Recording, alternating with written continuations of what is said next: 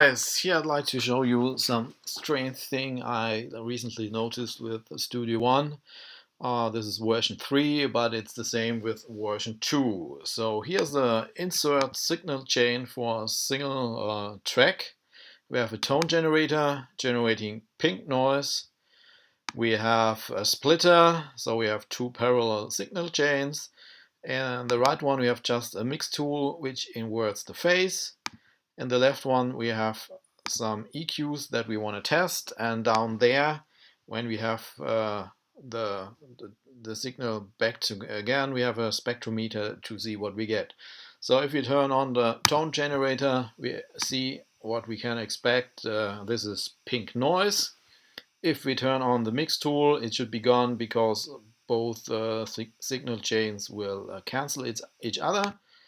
So this is fine. If we now turn on the Pro EQ, it should still be the same because the Pro EQ has nothing turned on. So if we now boost one of the EQ bands, we should see here something that's correlated to the gain, the frequency, and the Q of this EQ band. And this happens, and this is everything fine. So if you see here, the Pro EQ is set to low quality. So if we turn on high quality, we expect to see something that's even closer to this EQ curve. So let's turn it on.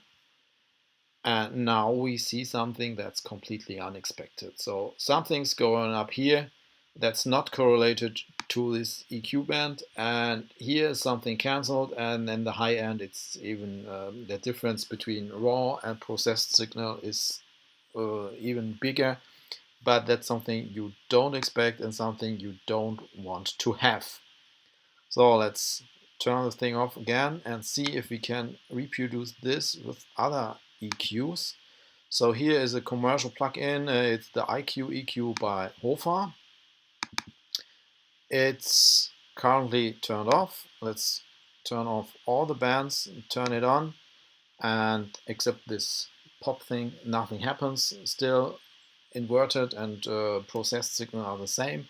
Now turn on one of these EQ bands, and we see that the spectrometer, the difference between the two signals, is correlated to the Q, the gain, and the frequency of this EQ band. So here we don't see these artifacts that we see in Pro EQ.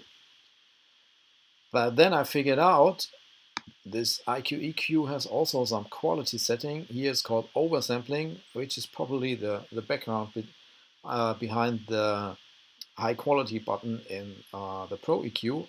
And if I turn oversampling off, you will see that we get very similar artifacts as we got with the Pro EQ when we turned high quality on. So my assumption is that the button state indicator of this high quality thing is wrong. So if it's off, then high quality, which is probably oversampling, is on, and we don't see any artifacts. The output is kind of okay. But if we turn it on, then we probably actually turn oversampling off and have these unexpected and, for my taste, unwanted artifacts.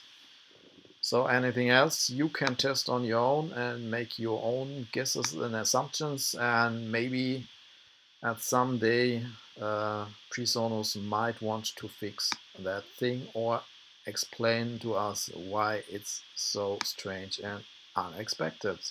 Have fun!